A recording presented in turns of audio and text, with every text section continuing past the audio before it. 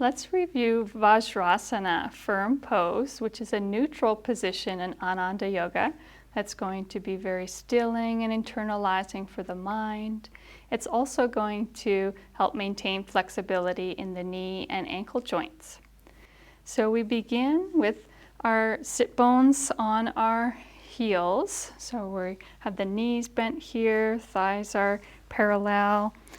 And if you look at Karen's feet, you can see that they turn inwards a little bit so that the right big toe crosses over the left big toe. That creates a mudra.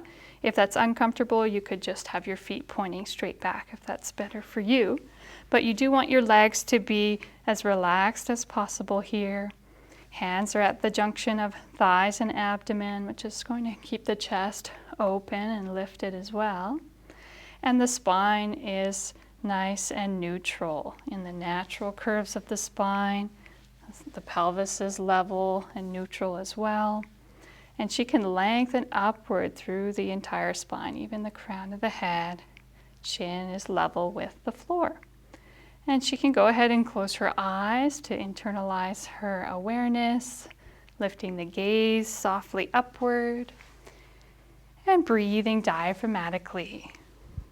She can tune into the affirmation, which will help her to feel that sense of groundedness, stillness, physically and mentally, as she silently affirms, "In stillness I touch my inner strength." And then to exit this pose, she would just slide her hips off of her heels to one side and sit in a comfortable position. Now there are some ways to use props to help you feel more comfortable in this pose. If you have tight ankles and it's difficult to relax your legs, you can open a blanket and roll up just a little bit of it so that when you come back into the pose, your ankles will go directly over that roll. So the roll is placed underneath the hollow of the ankle joints there. And this should help to reduce plantar flexion of the feet here. In other words, you don't have to have as much flexibility in your ankles and the tops of your feet to enjoy the pose. Another option, if you have tight quads or knees are sensitive, you could place a blanket underneath the sit bones in between the buttocks and the backs of the ankles. Just make sure that the blanket or the cushion that you're sitting on doesn't go underneath the knee joints there. That would spread them and wouldn't feel so good. So further back is better. And this will reduce knee flexion in the pose, so she doesn't have as sharp of an angle there, the knee joint.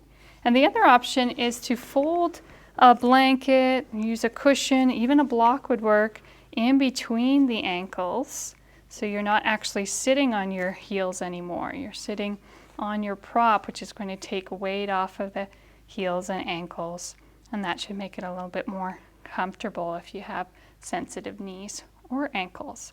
So do experiment with your props to help you find that best position of Vajrasana, firm pose.